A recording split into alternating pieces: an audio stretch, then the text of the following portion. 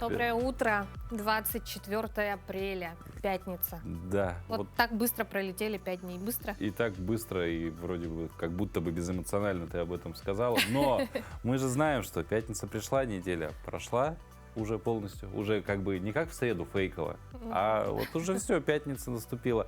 Поэтому день этот ждали многие, его ждут все всегда.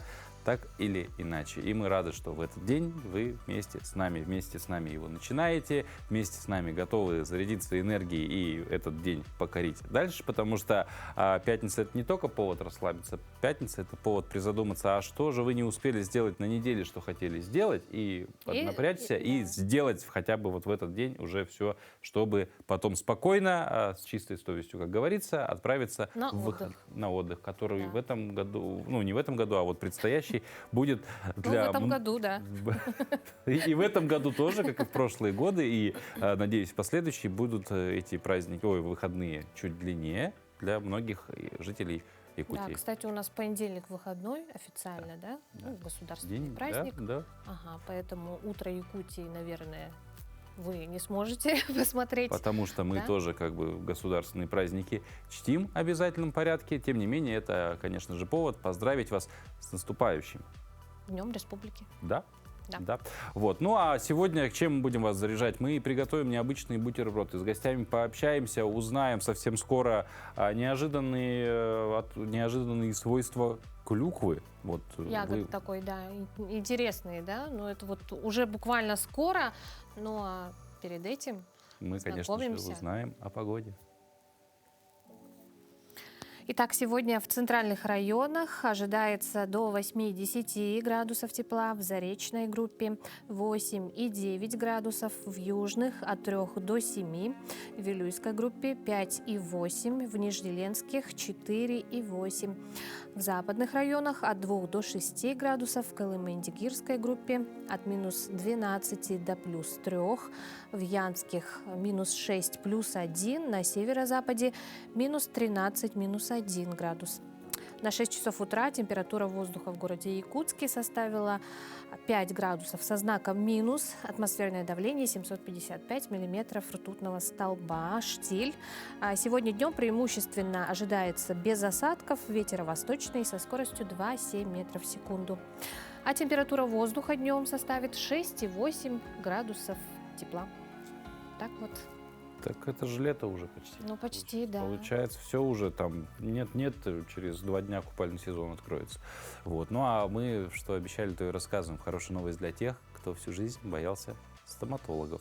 Ученые выяснили, клюква — это не просто ягода, кутки на Новый год, да, как иногда посыпают, да, или какой-то еще компонент. Она реально спасает наши зубы. Оказывается, вещества в клюкве мешают бактериям прилипать к эмали. Микробы хотят устроить вечеринку на ваших зубах, а клюква им говорит: вам отказано в посещении. В итоге меньше налета, меньше кариеса, меньше воспалений десен, а антиоксиданты помогают защищать полость рта. Отдельно ученые хвалят, да, ягоду за борьбу с заболеваниями пародонта, так что бегом в магазины за клюквой, хотя бы, наверное, мороженое тоже подойдет, но чистить зубы все равно не забываем, потому что это основ гигиены полости рта, и мы об этом в нашем эфире много раз говорили, и со специалистами разговаривали. Тем не менее, полезно знать вот такие лайфхаки, которые мы можем использовать просто благодаря тому, что фактически можно выйти с куста, собрать. Только я не знаю, в Якутии у нас клюква вот, можно кстати, вырастить? Да, я тоже думала, по-моему, у нас в Якутии не растет. Ну, разве что, может быть, если посадить садовую клюкву. Вот не знаю, да. Не слышала. Но у нас в свое время как бы и яблоки, наверное, не росли, а последние годы у Да, людей, и арбузы растут. И арбузы даже теперь растут. Поэтому, да. Может быть, и клюква, хоть и не в диком виде, но тем не менее в домашнем каком-то контролируемом, да, в теплицах или что-то такое может вырасти. Тем не менее, повод посадить клюкву. Это повод посадить клюкву, и не удивлюсь, если однажды при стоматологиях начнут появляться мини-сады с клюквой.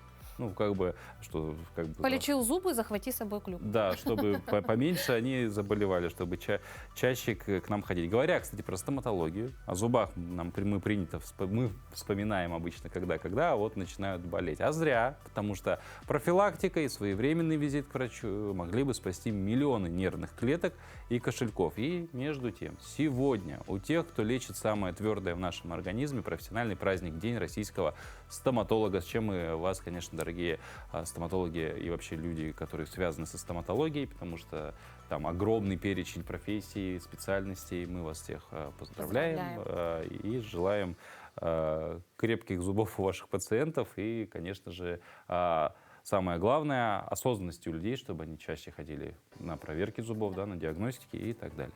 Ну а о том, какие еще события произошли в этот день, в разные годы, чем еще запомнилось сегодняшнее число, узнаем далее.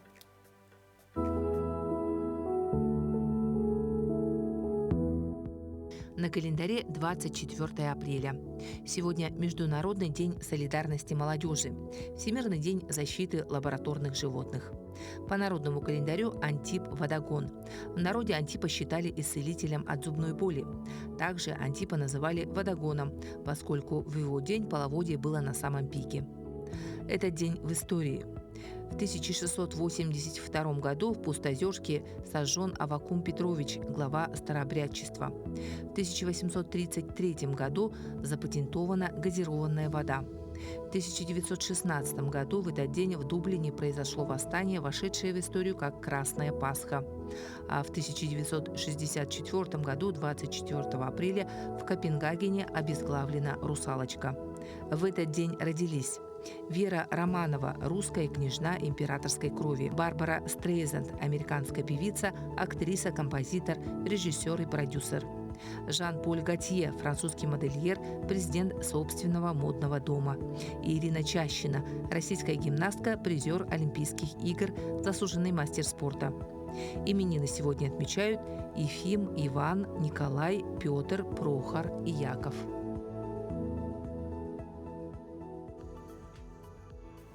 А мы поздравляем именинников, у которых именины сегодня. И на этой ноте полупраздничной передаем слово нашим коллегам из информационной службы. Они расскажут о последних новостях.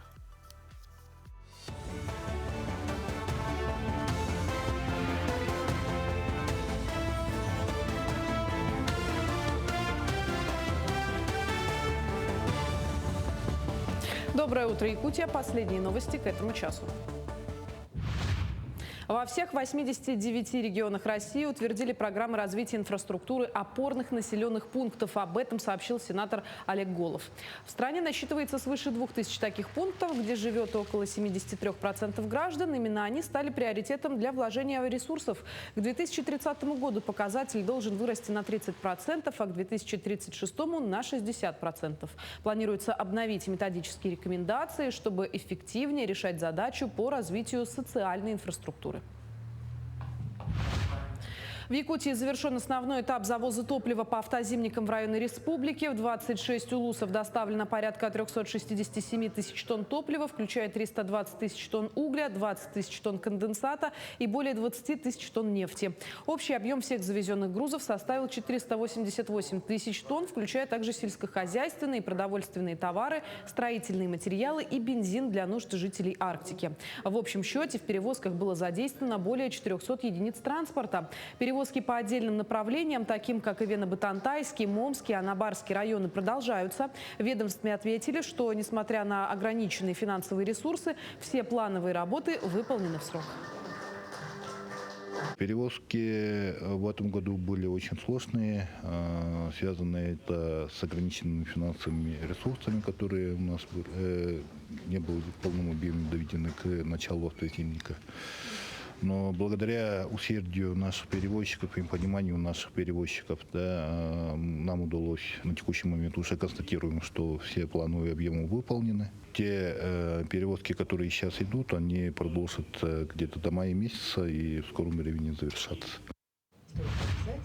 В Якутске прошла панельная сессия, посвященная формированию благоприятной психосоциальной рабочей среды. Мероприятие посвящено Международному дню охраны труда и прошло в рамках ежегодного месячника.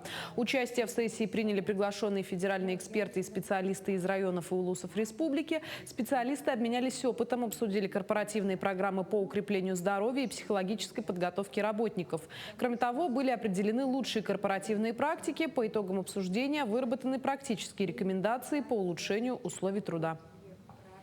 Прежде всего, если мы говорим о конкретном рабочем месте, да, это, конечно же, условия. Да?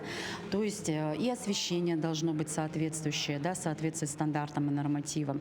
И само рабочее место должно быть эргономичным. Да? Но это, конечно, зависит от того, какое рабочее место. Да? Это может быть производственная среда, может быть непроизводственная. Конечно, все законодательство, да, которое предусмотрено по охране труда, должно соблюдаться. Да? И все условия, они должны быть безопасными для нашего работника. Стартовал региональный этап всероссийского конкурса профмастерства «Лучший по профессии». Конкурс проходит в номинации «Ветеринарный фельдшер», профессии, которая играет важную роль в обеспечении здоровья животных и развитии сельского хозяйства в республике. Участие принимает 7 действующих ветеринарных врачей из Нюрбинского, Чурапчинского, Мигино-Кангаласского, Амгинского районов и Якутска. Конкурсантам предстоит выполнить 6 заданий, которые проверят их теоретические и практические знания. По итогам чемпионата будет определен победитель, который представит Якутию уже на всероссийском уровне в июле в Республике Мордовия. На работе предложили, и я думаю, дай попробую свои эти возможности. Ну, попробовать, познакомиться с другими конкурсантами, узнать, как они работают, поделиться своим, может быть, опытом. Есть в конкурсе, получается, практическое и теоретическое знание. Теоретические знания, конечно, основываются на, получается, на полученных знаниях, которые мы учились. И практическая часть, ну, это уже из опыта, что мы умеем, что мы можем. Доброе утро, мы продолжаем. Физическая активность полезна всем без исключения, но подходить к ней нужно с умом, особенно если лишние килограммы дают о себе знать. Неправильно подобранные упражнения могут не помочь, а навредить. Слишком большая нагрузка на суставы, одышка, вместо бодрости, как результат, желание все бросить. Но выход есть. Наш спортивный инструктор сегодня покажет комплекс, который специально адаптирован для людей с большим весом. Никаких прыжков и резких движений, только щадящий режим, правильная техника и реальная польза. Включаем, повторяем и начинаем день с заботой о себе.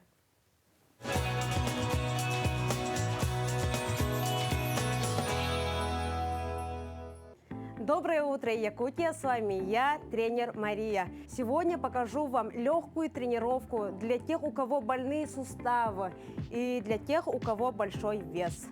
И начнем мы с джампинга в ходьбе. Ноги вместе, ручки опустили вниз. Коленки согнули на вдохе, на выдохе левую ногу в сторону отвели, вдох, выдох. И так по 10 раз на каждую ногу. Вдох, выдох. Дышим. Вдох через нос, выдох через рот. Раз, два, три, 4, 5, 6, 7, 8, 9. И следующее у нас колено-локоть. Ноги поставили на ширине плеч, руки за голову. И на выдохе коснулись колено-локоть. Выдох. Выдох. И так тоже 10 раз на каждую ногу. Выдох. Выдох. Раз, два, 3, 4, 5, 6, 7, 8, 9 и 10. Следующее у нас выпады с подниманием бедра. Внизу сделали глубокий вдох. Переднее колено должно образовать 90 градусов. Задней ногой не касаемся пола. Вдох сделали, выдох, подняли бедро. Вдох, выдох. Итак, на каждую ногу по 10 раз. Выдох, вдох, выдох. 5, 6, 7, 8, 9 и 10.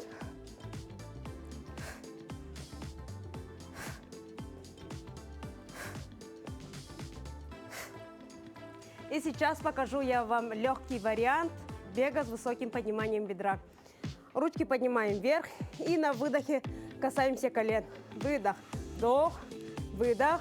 По 10 раз на каждую ногу. Раз, два, 3, 4, 5, 6, 7, 8, 9, 10. Про дыхание не забываем. Вдох через нос, выдох через рот. Тренировка была достаточно интенсивная, поэтому между подходами делаем 15-20 секунд отдыха. Заверши утреннюю зарядку вдохом и выдохом. Поднялись на носочки. Вдох, выдох, вдох, выдох, вдох, выдох. Еще раз вдох и выдох. Ну, а мы размялись. Такие, бодрость, идем дальше. Сцена привычно сияет софитами. Актеры выходят на поклоны, зрители аплодируют. Но так мы привыкли видеть театр. Ну, есть те, кто никогда не выйдет на поклон, хотя без них спектакль просто не случится. Во Владивостоке театр Горького представил премьеру о самом себе. Спектакль «Костюмер» рассказывает не только о сцене и актерах, но и о тех, кто остается за кулисами и помогает творить ту самую настоящую театральную магию. Смотрим в сюжете. На малой сцене работают мастера, ведущие артисты театра Горького. Собрались, чтобы рассказать о жизни театра, вернее, о служении ему. Именно этому посвящена премьера спектакля «Костюмер». Нам захотелось вот создать какую-то вот эту уходящую натуру, которая, слава богу, у нас еще присутствует. Но я сейчас говорю за тенденции, да не только в стране, но и в мире. Поэтому вот мы попытались еще на этом сделать какой-то акцент. Готовьтесь, сэр! Фанфары для короля! Леди уже вышли на сцену, ей аплодируют. Ваш выход, сэр. Вы видите, что я вам говорила? Ваш выход, сэр. Идет война, бесконечные авианалеты и взрывы бомб. Главный герой – ведущий актер провинциального театра сэр Джон. Он старый, болен, но публика ждет. И рядом всегда его костюмер Норман. Он знает не только о том, что нужно для перевоплощения артиста. Каждое слово его роли, каждую интонацию в монологах он тоже живет театром. О его тихих героях, о тех, кто в тени, но без кого не возникнет эта магия. И рассказывает спектакль по пьесе британского драматурга Рональда Харвуда. Чтобы показать закулисный мир со всеми его тончайшими нюансами и деталями, постановщики выбрали формат малой сцены. Но как создать тонкий водораздел между актерской и реальной жизнью в таком пространстве? Ну, это сложно очень, на самом деле, было, потому что хотелось создать мирок, который есть во всем театре, но не только на малой сцене. Потому что в любом уголке этого театра есть атмосфера, которую мы хотели добиться. Но эта сцена, ее пришлось превратить вот в уголок театра.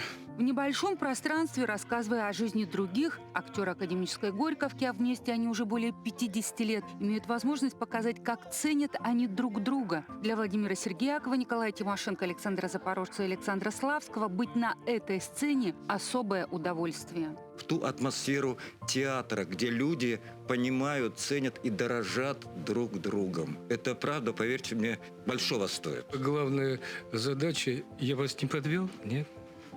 Не подвести тех, на которых стоит и спектакль, и содержание, и смыслы. Чем больше актер думает о своей профессии, чем он глубже уходит в материал, это, мне кажется, и называется служением театру. Сегодня публика, та, что смогла достать билет на малую сцену, они разошлись мгновенно, сможет погрузиться в эту атмосферу, почувствовать магию театра и немного понять, что значит ему служить. Ольга Сумкина, Александр Астафьев, «Панорама». Ну, если спектакль – это подарок для души, то билет в театр – это подарок вполне материальный, но не менее ценный. Сегодня у нас возможность вручить его вам. Мы дарим вам 2 билета на балет «Спартак», это который вот Паша они. держит в руках. Все честно. Который вот состоится, премьера которого, да? Или... Угу. Это не премьера, потому что «Спартак» очень часто идет, ну, как бы, наверное, один из, можно так назвать, ключевых постановок театра оперы и балета, очень хорошая, качественная, да, поэтому... Балет уже состоится сегодня в 18:30, поэтому после рабочего дня у вас есть возможность посетить Да? Данное Так что мероприятие. успевайте поучаствовать. Для этого вам нужно быть подписанными на нашу группу в МАКСе и ответить на вопрос. Да, кто является композитором балета «Спартак»? Вот такой простой вопрос. Свои комментарии оставляйте под постом об игре в МАКСе. Количество ответов не ограничено, поэтому, оставляя несколько комментариев, вы повышаете свои шансы на то, что билеты будут вашими. А результаты подведем после окончания эфира с помощью генератора случайных чисел, ну, где, собственно, в МАКСе мы о результатах объявим. Поэтому желаем вам удачи. Да? И продолжаем. Да. То, что лежит под землей, иногда может рассказать о прошлом больше, чем любые летописи. Археологи работают как детективы. По кусочкам, фрагментам и едва заметным следам восстанавливают картины давно ушедших эпох. Да, у нас сегодня в гостях Георгий Петрович Визгалов, кандидат исторических наук, эксперт Министерства культуры, ведущий научный сотрудник Сургутского госуниверситета. С 2008 года он руководит археологическими работами в Якутии, а сейчас расскажет об итогах раскопок у Свято-Троицкого собора и открытии новой выставки. Доброе утро, Георгий Петрович. Здравствуйте, очень приятно. Как мы поняли, раскопки у Свято-Троицкого собора, они завершились. Ну да, завершились они в полевой сезон 25 года и завершились очень успешно. Превзошли все ожидания. Найдены и китайский фарфор великолепный, очень качественный, не ширпотреб, а очень качественный. Найдены самые древнейшие монеты на территории Якутии 1617-19 годов Василия Шуйского. Кстати, редкая монета. Кроме остальных монет, там коллекция красивая. И есть и ножи красивые, такие прям нарядные, очень ножи чупреи. Тоже можно посмотреть. Ну и сенсацией, конечно, стали берестяные грамоты. Самые восточные берестяные грамоты вообще в мире. И на север находятся первые на Дальнем Востоке. Они, конечно, произвели сенсацию не только для Якутии, но и вообще для всего мировой науки. Ведущий ученый Гиппиус, который специалист, академик, специалист по берестяным надписям, берестяным грамотам, это самый крупный специалист, очень высоко оценил эту находку и ждет нас с докладом на осенней конференции в Великом Новгороде. А уже можно сказать, известно, о чем говорится в этих грамотах? Да, большинство грамот это части, фрагменты от исаачных книгах. То есть говорилось, с кого собирали Исаак, какой Исаак, какого вида. Но есть одна грамота, которая является историческим документом, очень важным историческим документом. Это все исторические документы, но очень важный исторический документ. В нем говорится к Якутии тогда, к Якутску тогда относилась не только современная Якутия, но и весь Камчатский край, и Чукотка. Это все относилось в ведомство Якутского воеводства. И там есть донесение о создании Алюторского острога, о постройке Алюторского острога, доклад приказчика, доклад руководителя отряда якутскому воеводе о строительстве этого, о том, что сделан якутский острог, есть новая административная единица на Камчатке. Это очень ценный исторический документ, который дает нам точную дату его и имя этого приказчика, оно тоже упомянуто в этом документе. Георгий Петрович, а как вот считаете, дайте свою оценку, почему все так хорошо сохранилось и почему раскопки связаны именно конкретно с этим местом? Сохранилось, во-первых, потому что мерзлота. Да. Наша сибирская мерзлота, которая самая глубокая у нас в Якутии, она, конечно, и трудность, и подарок для археологов. В нем сохраняется все. Я называю, что это замороженная культура 400-300 лет назад доходит нас, как в сегодняшнем виде. Благодаря мерзлоте, конечно, сохранилось хорошо. Не только береста, у нас ведь это первый документ, бумажный документ самого начала 18 века, но уже больше 300 лет ему, который дошел у нас в бумаге. Письмо дошло в бумаге, и тоже его сумели прочитать. И насколько знаем, это письмо архимандриту Феофану. Да, совершенно. вот опять же сохранилось оно благодаря мерзлоте, как мы сказали. Да, Ага, но не только. Еще, да, оно было, его почему сохранилось? Его использовали как затычку, промасленную затычку в какую-то бутылку. Она промаслилась, еще это сыграло свою роль, что она промасленная была и в мерзлоте, и то, и другое. На раскопках также обнаружили детали арктического судна «Коч». Ну, это первая такая находка? Судовых деталей там найдено много. Целый пол сделан из судовых деталей. А вот судно «Коч», которое прошито, да, найдена пока вот одна деталь, это пока она единственная, которую можно отнести к судну «Коч». Остальные судовые детали, они относятся к речным судам, это тоже не менее ценно, они меньше всего изучены. Но пока это первая находка на территории Восточной Сибири. В основном у нас все находки только с Мангазеи. Вот вы упомянули в самом начале вазу из китайского фарфора. Не ваза, а сосуд. Чашки, да. блюдца и так далее. То есть это целый сервис получается?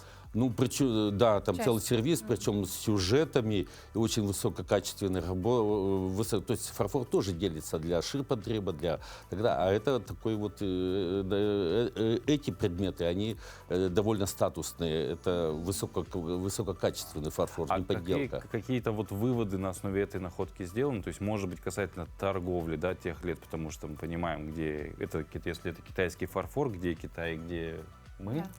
Как бы не так далеко, но фарфор на самом деле в Якутии находят не только в Якутском остроге, не только в Якутском, но даже на севере, на Колыме, в районе Черского и в районе Алазеи, на городищах, нам тоже участвовал в этих раскопках, и раскопки проводил Анатолий Николаевич Алексеев. В его раскопках очень много китайского фарфора, изделий из Китая.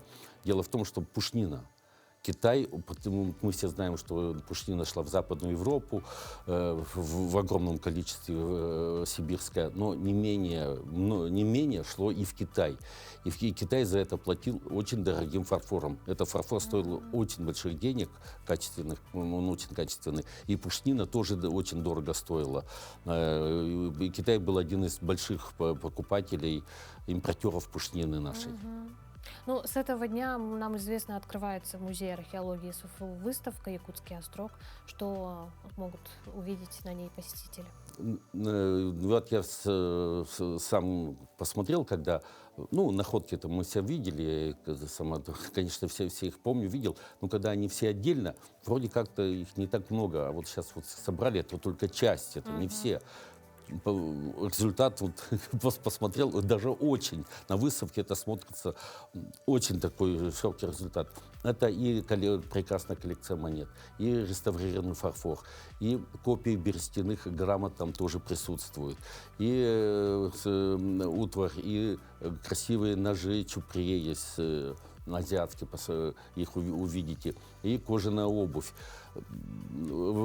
Экспозиция выставки, находки с выставки, коллекция с выставки получилась очень разнообразной, даже сам не ожидал, что будет выглядеть так красиво. Георгий Петрович, поздравляем вас с такими результатами работы и желаем дальнейших успехов. Да, с нетерпением хочется посмотреть. Посмотреть, уже, да. Тем более это очень важно к скорому 400-летию Якутии. Вот эти вот находки, я думаю, это, так сказать, преамбула к празднованию Якутии. Удивительно. Якутска, извините, города Якутска. Спасибо и хорошего дня вам. До свидания. А мы двигаемся дальше. Советское прошлое продолжает подкидывать сюрпризы, особенно тем, кто интересуется техникой. Есть автомобили, которые просто транспортом, а есть те, кто стали легендой. Сегодня речь пойдет о связке «Москвич 408-412», которую многие специалисты называют лучшей легковушкой Советского Союза. Вместе со специалистами городского ретро-музея продолжаем разговор, посвященный столетию автотранспорта Якутии. Модель 1963 года. Так на заводе называли прототип «Москвича 408». Причем в 1959 году, когда и были начаты работы над новой машиной. Компанию 4 опытным образцам М408 в 1961 году составили зарубежные машины, 6 моделей, среди которых даже экзотическая по тем временам на широтах СССР Toyota Crown, не считая Opel Олимпии и других. На государственных испытаниях «Москвич» безоговорочно выигрывал у иномарок только в проходимости. Впрочем, по комфортабельности, качеству подвески, удобству посадки, удобству использования он не уступил импортным машинам, а по устойчивости и управляемости даже превзошел «Шкода Октавия» и «Вартбург 311». «Москвич» 408 не копировал ни один европейский аналог и выглядел достойно на их фоне. Постепенно художники московского завода малолитражных машин пришли к оригинальному, очень гармоничному и современному дизайну серийного «Москвича» 408. «Москвич» 408 получил новый салон с модным в 1960-е годы спидометром с растянутой шкалой. Руль поначалу был такой же, как у «Москвича» 403, но вскоре его цвет изменили на входивший в моду черный. В 1967 году в производство пошел «Москвич» 412, главным отличием которого был современный верхневальный двигатель рабочим объемом 1,5 литра с алюминиевым блоком цилиндров и запрессованными в него чугунными гильзами. Базовый мотор при 5800 в минуту развивал 75 лошадиных сил. Весьма солидно для тех лет. Надежный двигатель имел отличный потенциал для форсировки и увеличения рабочего объема. В 1970 году «Москвичи» модели 408 и 412 получили новый дизайн, в том числе заметные изменения в салоне, прямоугольные фары, иную крышку багажника и задние фонари. Машина стала еще современнее и привлекательнее, умело используя передовые зарубежные наработки. В первую очередь двигатель на московском заводе малолитражных машин сделали оригинальный и очень удачный для начала 1970-х годов автомобиль.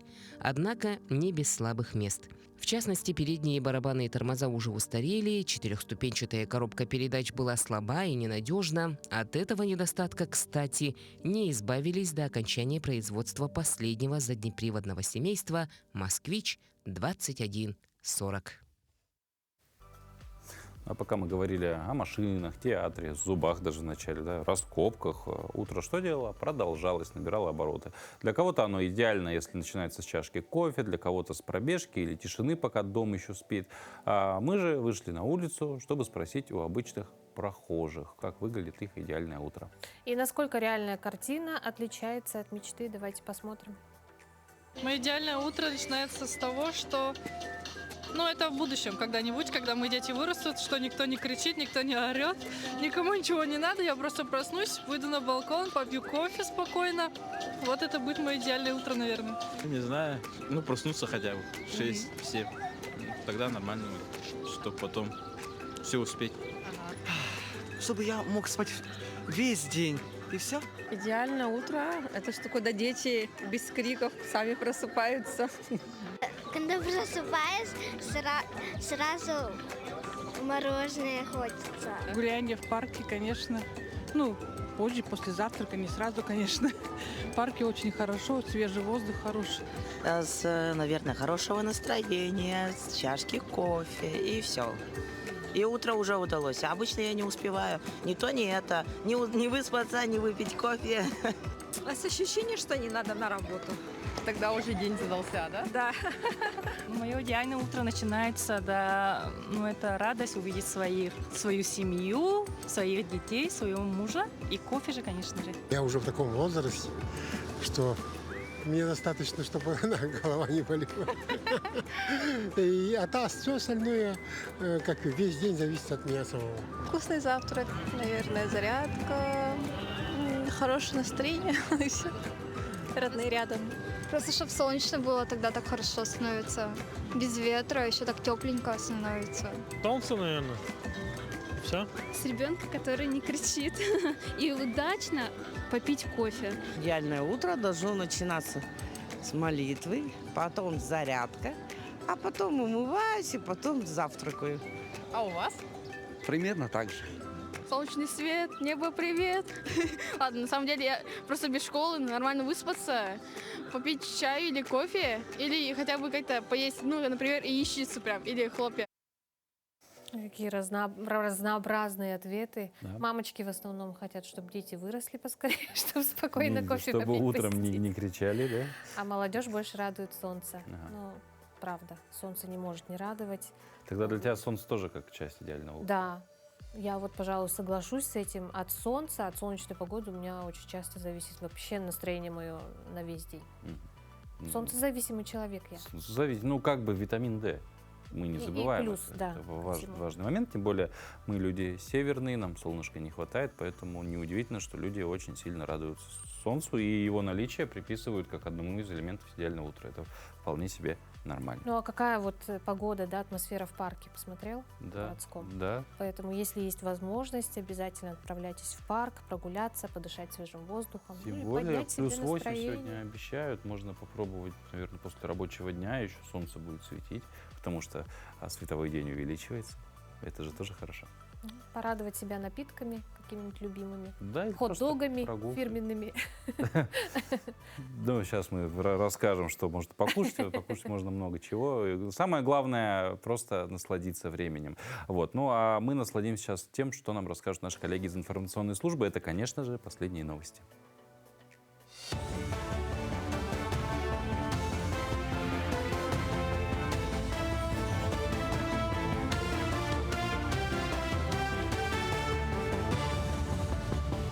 Мы продолжаем освещать самые заметные события. Доброе утро. Долгий путь домой. Вертолет Ми-8 вернулся в Маган после капитального ремонта. Экипаж добирался до родных Пенат с несколькими пересадками. Дорога из Омска заняла аж 4 дня. Обновление техники обошлось в 40 миллионов рублей. На заводе выполнили большой объем работ. Починили планеры двигателей, установили новый топливный бак. Теперь вертолет прослужит еще 44 года. Ми-8 подоспел как никогда кстати. Вертолет планирует задействовать в период паводка и на тушении пожаров. Мы уверены, что вот возвращение такого вертолета с новым оснащением, он будет служить для народа, для республики. Конечно, не только, как говорится, по чрезвычайным ситуациям, но и в обыденных делах и в жизнедеятельности республики. Мы этому очень рады. И благодаря грамотному руководству авиакомпании, поддержки правительства. Конечно, здесь у нас, слава богу, все получается, несмотря на, скажем, тяжелую экономическую ситуацию, финансовую составляющую. 25 апреля Якутия присоединится ко всероссийскому субботнику, который пройдет в 88 регионах страны и Байконуре. В Якутске, Нерюнгри, Мирном и других районах жители приведут в порядок парки, скверы, набережные, места, созданные по нацпроекту. Всего в республике их уже 153. В программе субботника мастер-классы, спортивные состязания, лекции и воркшопы. 15 мая в 9 часов утра стартует прием заявлений в организации отдыха и оздоровления детей по всей Якутии. К началу кампании представители соответствующих организаций и ведомств провели открытое родительское собрание. В ходе мероприятия специалисты разъяснили порядок действий, рассказали о ходе приема заявлений и о том, какие лагеря в этом году начнут свою работу. Из существенных изменений – введение квотирования мест в учреждениях для детей по инклюзивной программе. Всего же летним отдыхом и оздоровлением будут охвачены порядка 128 тысяч ребят. Это организованный отдых, это частные выезда, это у нас получается досуговая деятельность, это у нас малозатратные формы работы учреждений дополнительного образования. В этом году у нас заработает 498 лагерей. В прошлом году по сравнению с прошлым годом это у нас чуть-чуть уменьшилось, но зато все приведено в соответствие части антитеррористической защищенности, пожароопасности и, конечно же, при выдаче санэпидзаключений. Стадион Туймада в Якутске откроет летний сезон со 2 мая. Жители и гости города смогут заниматься спортом на свежем воздухе. С 6 до 8 утра будет проходить бесплатный оздоровительный бег. А в течение дня будут доступны беговая дорожка, футбольное поле и уличные тренажеры. 7 мая на стадионе стартуют утренние зарядки от Республиканского управления физической культуры и массового спорта. Не упустите шанс укрепить здоровье под открытым небом. 48 лыжников в последний раз в этом сезоне прокатились на базе «Заречная». Соревнованиями мирницы закрыли лыжный сезон. Гонка на скорость пришлась на самый теплый день с начала апреля. Несмотря на плюсовую температуру, лыжи не липли к снежной трассе, а на лыжне не успела образоваться наледь. Женщины и мужчины пробежали трассы в 3,5 километров. Лучшее время 8 минут 36 секунд на 3 километрах. Как раз под заказ работает, наверное, погода под нас тоже. И самые достойные стойки пришли сегодня вот на это закрытие лыжного сезона.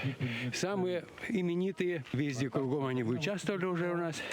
И тут еще успевают выигрывать. Это для нас, для лыжников, праздник. Сегодня показали результаты, как мы отработали этот зимний сезон. На этом все. Эфир телеканала продолжит программа «Утро Якутии». Оставайтесь с нами.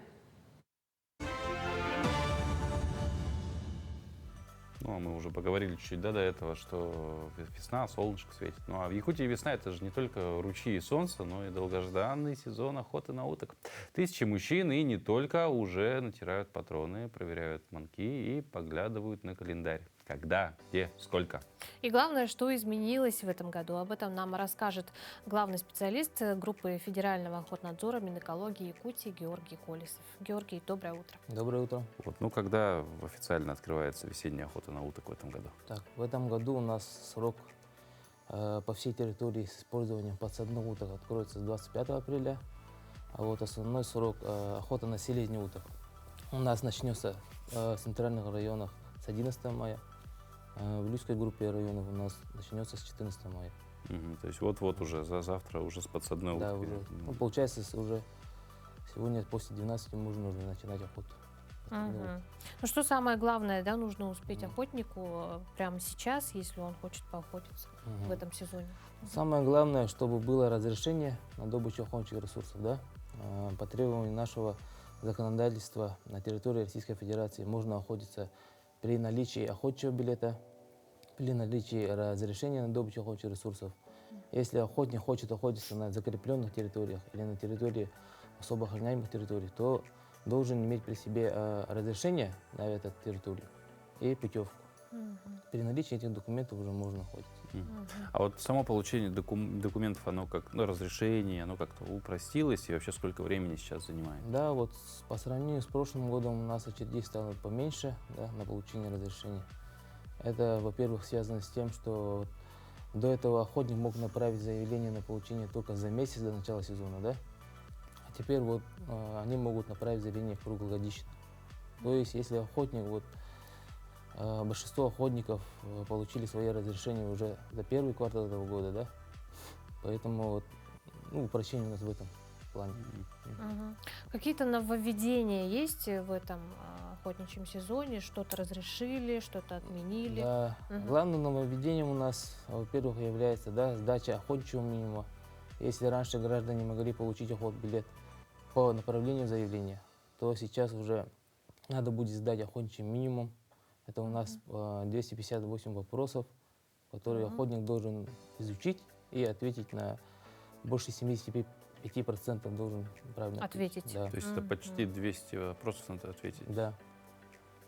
Это на получение разрешения или охотничьего билета? Это на получение охотничьего билета. Ну, все серьезно.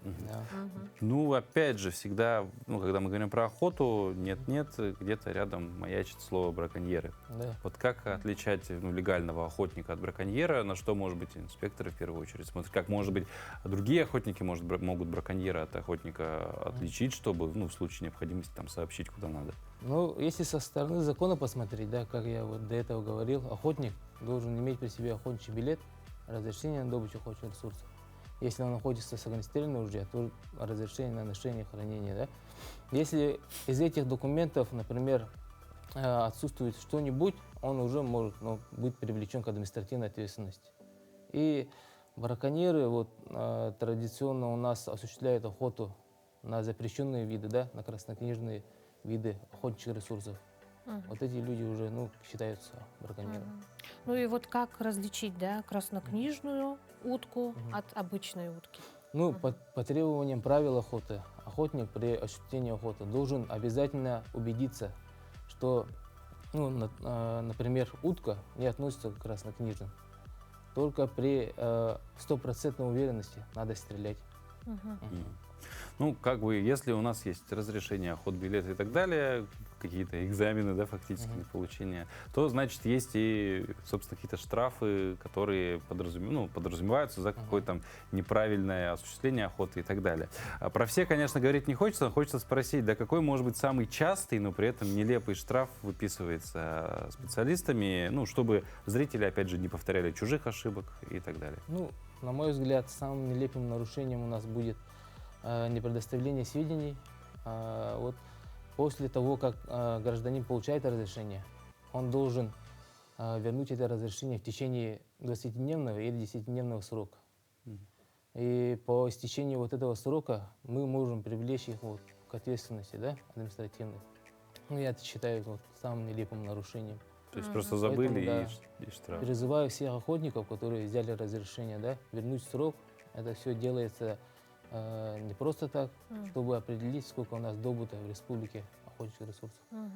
А можно ли охотиться во дворе своего дома, да, на территории, если рядом озеро, на ту же подсадную утку? Если это озеро, например, находится далее 200 метров, да, от жилой постройки, если оно не находится на черте города, населенного пункта, то, конечно, уже можно осуществлять охоту. То есть, То есть 200 надо метров. соблюсти, да. Жилых этих. И не в черте города. И не в черте города или населенного пункта. Ну и завершающий вопрос такой со звездочкой. А где в этом году, может быть, ожидается самый такой утконосный сезон, утконосное место? Ну, традиционно у нас в республике самый утконосный сезон бывает у нас на севере Якутии, да. И в тех районах, где у нас протекают наши реки. Это Амгинский район есть, Жиганский. Там больше всего у нас уток прилетает, как говорится. То есть стоит брать на заметку. Георгий, спасибо вам огромное за все интересные, интересующие нас вопросы. Всех граждан призываем быть ответственными, да. Не забываем, что мы все равно в ответе за флору и фауну, которая нас окружает, поэтому это что касается краснокнижных уток, вообще краснокнижных животных. Ну, а вам успехов в вашей работе, хорошего дня. Спасибо. Вот. Ну, после разговора об охоте логично перейти к тому, ради чего обычно это все и делается. Это еда, но не к жареной утке, а к чему-то более необычному, ну, достаточно привычному для нашего региона. Сегодня в рубрике «Блюдо дня» будем готовить бутерброд из оленины. Как правильно выбрать мясо, с чем его сочетать и почему оленина – это не экзотика, а отличная основа для быстрого и сытного завтрака.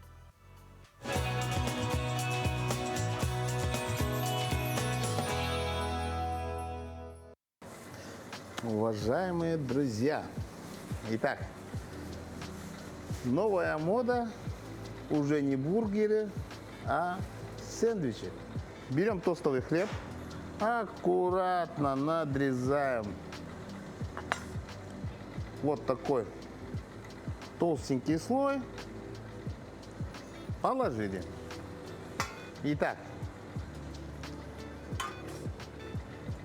берем яйцо, 2. Есть.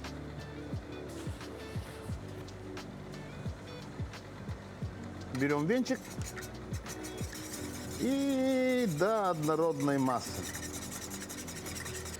Мы его приготовим с олениной, то есть мы добавим нашему сэндвичу якутский колорит, якутский вкус, а также самый главный герой – это костный мозг северного оленя. Давайте еще заготовочку одну сделаем, чтобы у нас во время готовки ничего не срывалось, и чтобы мы шли дальше и работали своим делом, да?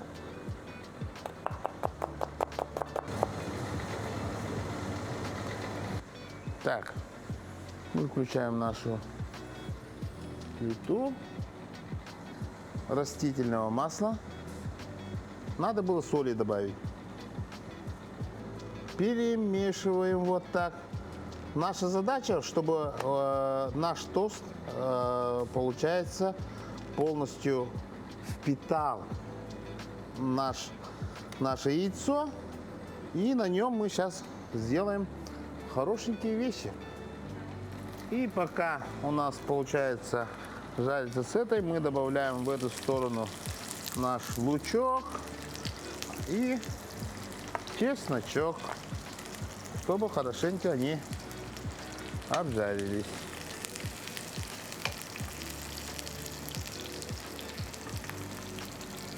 Вот какой должна быть. Смотрите, красота! Это тоже получается очень быстрое блюдо. У нас получается вот с обеих сторон просто красота. Сюда мы добавляем любое отварное мясо. Если есть колбаска, значит колбаска. Если есть от супа осталось, получается, мясо, мы сюда добавили. Это может все что угодно. Самое главное, чтобы она была без жилок. Да, чтобы она... можно даже просто взять тушеночку и просто так же сделать. Это у нас творожный сыр. Но это может быть даже сметаной. Кто-то любит майонезика, может майонезика добавить. Мы начинаем вкладывать наше мясо. И гость вечера наш костный мозг.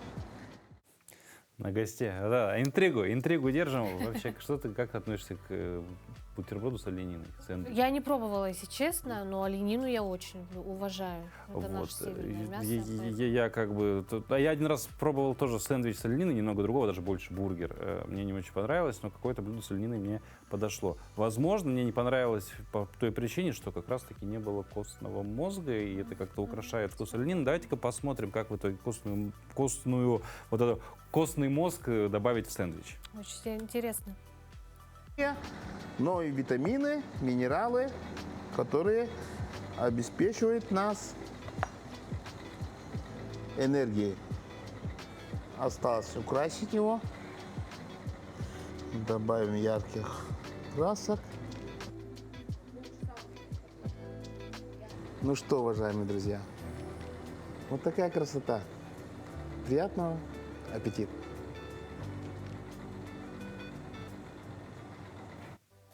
Выглядит очень интересно. Аппетитно очень.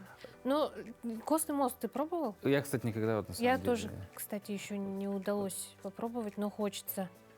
Надо это приготовить, попробовать самим и попробовать вот такой сэндвич. Достать костный мозг и попробовать, какой он на вкус. Говорят, на самом деле, очень вкусная история, но вот мне как-то вот не могу себя пересилить, что ли, или тому подобное. Ну, а мы желаем вам, чтобы не было ситуации, когда нужно себя пересиливать, чтобы все у вас сегодня прошло легко, чтобы вы хорошо отдохнули. А мы с вами увидимся на следующей неделе. Да, хорошего вам дня, отличных выходных. Ну и не забывайте, следующий вторник встречать вместе с «Утро Якутии». До встречи.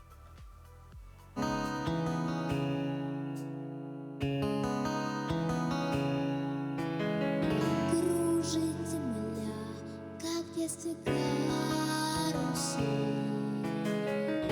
а над землей кружат ветра потерь.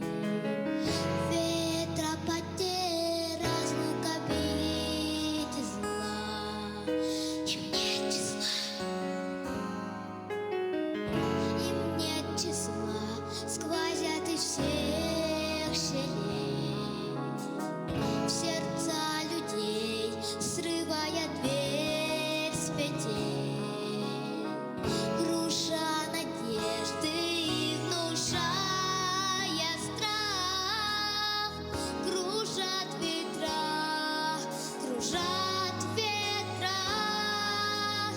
сотни лет, и день вновь вращается, карусель земля.